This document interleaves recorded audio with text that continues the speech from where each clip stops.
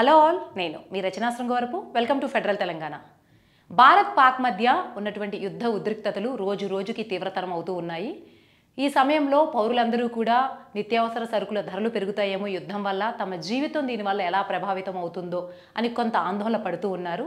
ఈ నేపథ్యంలో కేంద్ర పాలిత ప్రాంతమైన చండీగఢ్లో అక్కడి district magistrate IAS Nishant Kumar Yadav essential commodities act 1955ని అమల్లోకి తీసుకొచ్చారు.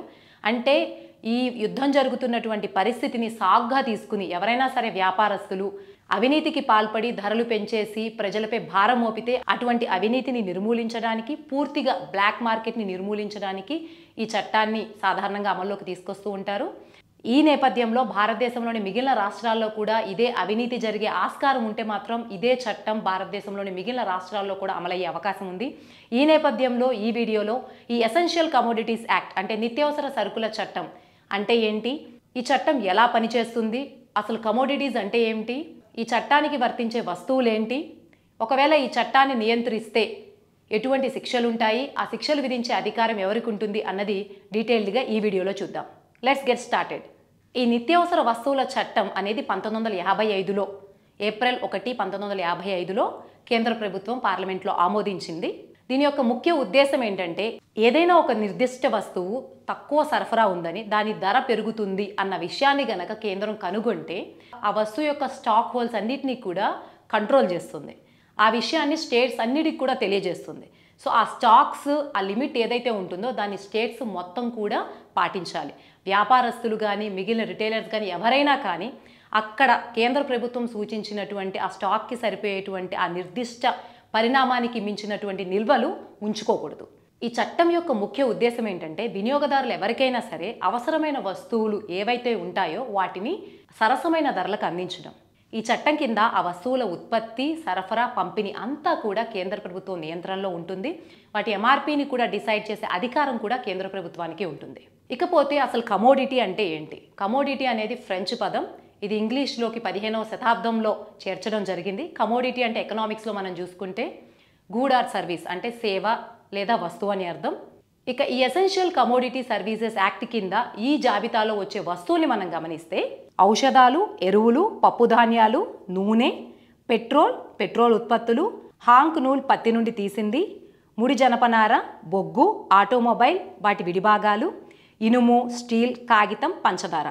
ఇక ఈ చట్టానికి ఎన్నో సవరణలు కూడా జరిగాయి. ఆ సవరణలు కూడా ఇప్పుడు చూద్దాం.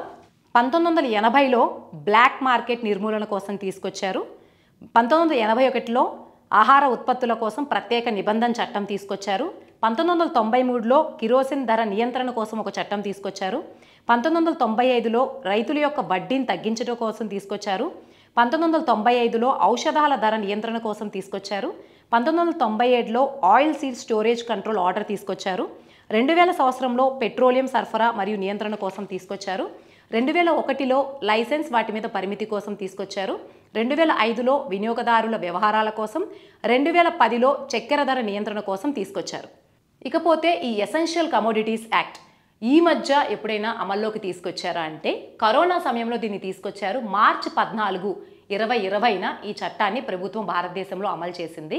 దీనికి కారణం ఏంటంటే, అప్పుడు కరోనా సమయంలో అందరూ కూడా మాస్క్స్, శానిటైజర్ తప్పనిసరిగా వాడాల్సి వచ్చేది. సో వాటి సరఫరా తక్కువ ఉంది అన్న నెపంతో వాటి ధరను పెంచే ప్రయత్నం చేయడం వల్ల ఎందరో వ్యాపారస్తులు దీన్ని తీసుకురావడం జరిగింది. ఈ సందర్భం తర్వాత ఉల్లిగడ్డల ధర పెరిగినప్పుడు కూడా ఈ ఎసెన్షియల్ కమోడిటీస్ యాక్ట్ని ప్రభుత్వం అమల్లోకి తీసుకొచ్చింది. ఇకపోతే ఆఖరి అంశం, ఈ చట్టాన్ని ఉల్లంఘిస్తే ఎటువంటి శిక్షలు పడతాయి, అలాగే ఈ చట్టంపై ఎవరికి పూర్తి అధికారం ఉందంటే, ఈ చట్టాన్ని పూర్తిగా ప్రయోగించడానికి డిప్యూటీ కమిషనర్ అంటే ఐఏఎస్ ఆఫీసర్కి అధికారం ఉంటుంది. ఎవరైనా ఈ చట్టాన్ని ఉల్లంఘిస్తే ఆ వ్యాపారస్తులకి, అవినీతి పరులకి 3 నెలల జైలు శిక్ష నుంచి 5 ఏళ్ళు లేకపోతే 7 ఏళ్ల వరకు జైలు శిక్ష పడే అవకాశం అయితే ఉంది. భారత ప్రభుత్వం అయితే ఇప్పుడు ఆహార పదార్థాలకు కానీ అవసరమైన వస్తువులకు కానీ ఎటువంటి కొరత లేదని, సామాన్య పౌరులు ఎవరినీ కూడా ఆ విషయం గురించి కంగారు పడొద్దని ఒక స్పష్టమైన ప్రకటన అయితే చేసింది. ఈ సందర్భంలో ఒకవేళ ఇటువంటి పరిస్థితి వచ్చినా సరే దాన్ని నియంత్రించడానికి ఈ చట్టాన్ని అయితే తప్పకుండా తీసుకొచ్చే అవకాశం ఉంది.